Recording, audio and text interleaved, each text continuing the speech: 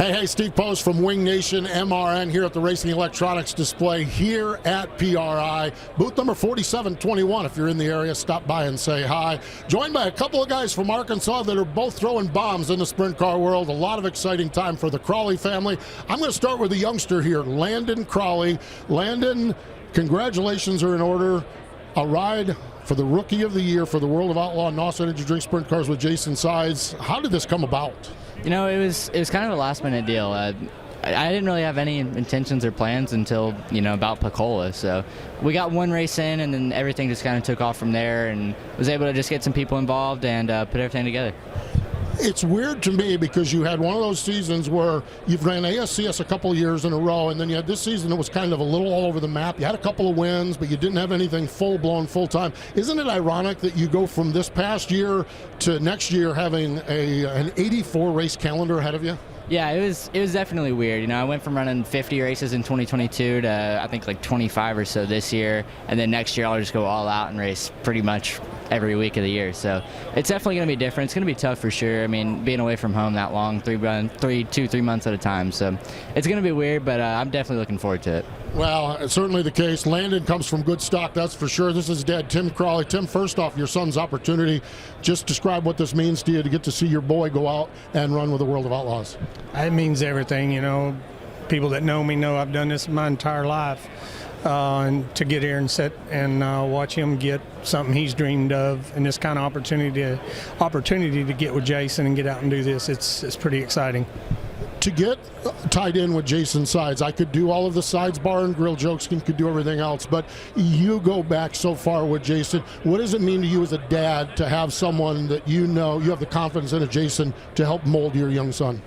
Well, it's like you say, we've run around together for years. We'll leave some of those events. We won't talk about some of them, but anyway, no, it's Jason's gotten older. He's been doing the grind for years. He knows all the stops and a lot of tricks to the trade, and being our families, his families, we grew up racing together. I mean, he's a couple hours from us, so he's close. So I don't know, it just seemed like the timing was right. We've got some wonderful people backing us, helping us make this happen, and we're really looking forward to it. Tim's story is fascinating. One of the top 360 drivers in the country, ran some World of Outlaw races, had incredible success. Last year at this show, he retired. He talked about retiring from the racing, and you took over 67 Raceway in Texarkana. Your first season, I'm scared to ask because I know the answer. How did it go? What did you learn in your first season promoting there at the racetrack? It's always, when you're on the outside looking in and you swap seats, it's definitely different. But, it's all I've ever done, so I thoroughly enjoy it. We had a treacherous season with Mother Nature. We had 14 rainouts. So, fortunately, it did give us a little bit of a breather to actually learn, repair a lot of things, kind of get our feet wet per se. We tried to come out with a bang, but Mother Nature wouldn't allow it. But then now this year, everything is just looking spectacular. We've got a lot of surprises coming, and which we've already dropped some of those, but we're just really looking forward to it. Hopefully, if Mother Nature will cooperate, I think we've got some really exciting events coming up. Yeah, I talked about throwing bombs. Landon threw his bomb about going with Jason Sides. One of your big announcements is a transition, if you will. You're on the high limit schedule. We saw that a couple weeks ago when that came out. But a little transition down there. Your big events are going to transition over to 410 sprint car racing. Just the process to get there. How did you arrive at that, Tim? It just seems to be trending. You look around, and then with all the buzz this year going on with WO and the high limits, and Nathan Moore had started, I think now about 2 years ago, he began a 410, basically an open rules non-wing series. That gained traction quickly. This past year, he did the same thing with wing 410s, and we ran them one night at our track, had a couple of scheduled events, one of those rained out. But anyway, it just seems that if there was ever a time to bring the short track nationals back to its roots, I just think the timing's right.